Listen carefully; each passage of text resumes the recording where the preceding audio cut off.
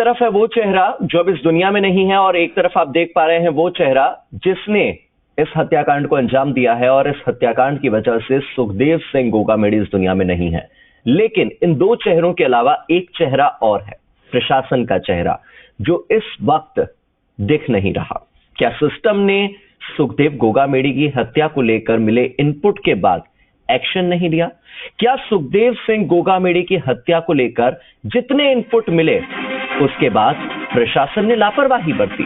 ये एक बड़ा सवाल है और बीकानेर से बड़ी खबर सामने आ रही है, जहां पर गोगामेडी हत्याकांड मामले से जुड़ी एक बहुत बड़ी लापरवाही उजागर हुई है। क्या सिस्टम ने जान ली है सुखदेव सिंह गोगामेडी की?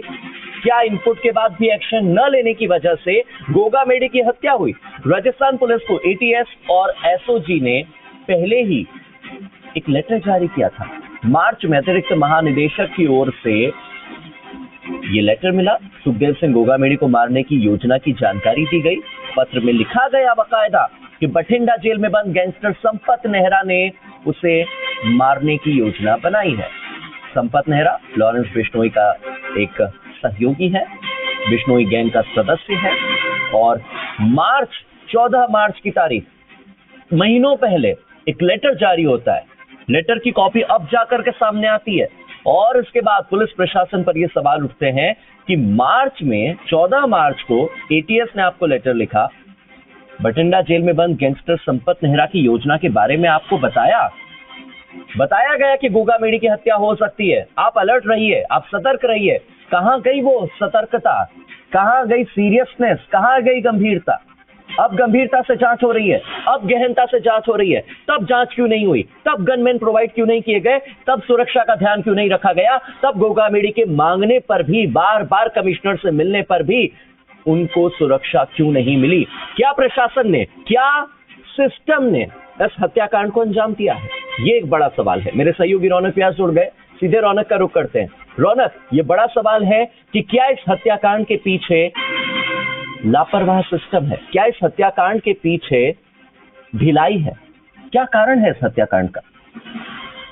जी बिल्कुल, देखिए हार्दिक, अगर इस पत्र पर नजर डाले तो कहीं ना कहीं ये कहना निश्चित तौर पर कहा जा सकता है कि एक बड़ी लापरवाही कही जा सकती है, क्योंकि लगातार देखिए एटीएस में बैठे बड़े अधिकारियों ने लेटर के जरिए तमाम बड़े अधिकारियों को सूचना दी थी कि जिस तरह से बठिंडा जेल में संपत नेहरा बंद है, उसने योजना बनाई है सुखदेव गोगामेडी पर हमले की, उनकी हत्या की योजना बनाई। तो कहीं ना कहीं इस लेटर के हवाले से कई बड़े सवाल जरूर खड़े हो गए।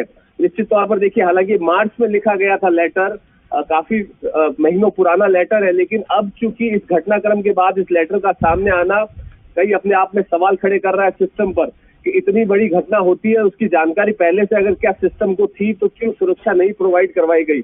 और अगर इस लेटर की तथ्यता पर जांच होगी तो कहीं ना कहीं उन तमाम अधिकारियों पर भी सवाल खड़े होंगे जो सिस्टम में बैठे हैं। हालांकि देखिए, इस लेटर के बाद निश्चित तौर पर जो सिस्टम में बैठे हैं उनकी लापरवाही पर भी सवाल खड़े हो गए, क्योंकि देखिए बीकानेर रेंज पुलिस आईजी, उनको और हनुमानगढ़ एसपी को भी इसकी प्रतिलिपि भेजी गई थी।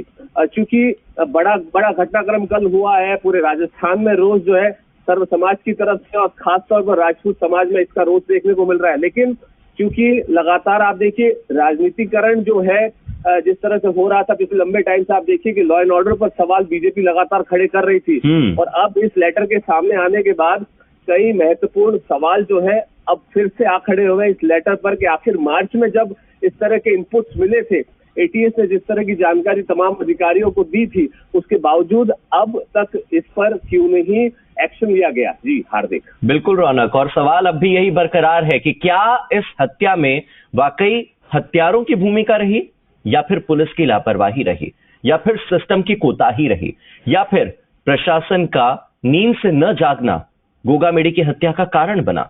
यह सवाल अब भी बरकरार है। बहुत बहुत शुक्रिया रौनक आपका इस जानकारी के लिए। मेरे सहयोगी काशी